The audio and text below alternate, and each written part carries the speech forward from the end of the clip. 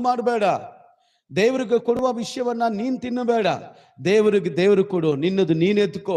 ಕರ್ತನು ನಿನ್ನನ್ನ ಒಳ್ಳೆ ಆರೋಗ್ಯವಾಗಿ, ಆಶೀರ್ವಾದವಾಗಿ, ಸಮಾಧಾನವಾಗಿ ದೇವರು ನಡೆಸ್ತಾರೆ. ದೇವರು ಕೊಡುವವರನ್ನ ದೇವರು ಎಂದಿಗೂ ಕೆಳಗಡೆ ಹಾಕಲ್ಲ. ಸಭೆಯಲ್ಲಿ ಒಂದು ಉನ್ನತ ಮಟ್ಟಕ್ಕೆ ಇಕ್ಕಿರ್ತಾರೆ, ಸ್ವಂತದವರ ಮಧ್ಯದಲ್ಲಿ ಉನ್ನತ ಮಟ್ಟಕ್ಕೆ ಇಟ್ಟಿರ್ತಾರೆ, ಸ್ನೇಹಿತರ ಮಧ್ಯದಲ್ಲಿ ಒಳ್ಳೆ ಆಶೀರ್ವಾದವಾಗಿ ಇಟ್ಟಿರ್ತಾರೆ. ಕಾರಣ ನಾವು ದೇವರಿಗೆ ಕೊಡುವುದರಿಂದ. ಆಮೇಲೆ ಹಲ್ಲೆಲೂಯಾ.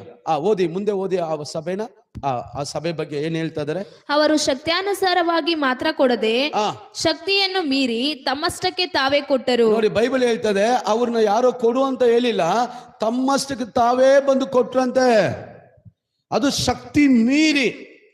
ನನ್ನ ಕೈಯಲ್ಲಿ ಆಗೋದು ಇಷ್ಟೇ ಅಂತ ಹೇಳಿಲ್ಲ ಅವರು, ಅವರ ಶಕ್ತಿ ಮೀರಿ ಕೊಟ್ರು. ಯಾಕೆ ನಮ್ಮ ಸಭೆ ಈ ಮಟ್ಟಕ್ಕಿದೆ?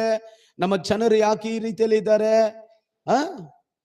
ಬೇಜಾರ್ ಮಾಡ್ಕೋಬೇಡ್ರಿ. ನಾವು ಇನ್ನೊಬ್ಬರ ಹತ್ರ ಕೈ ಚಾಚುವಂತೆ ದೇವರು ನಮ್ಮನ್ನ ಬಿಟ್ಟಿದ್ದು.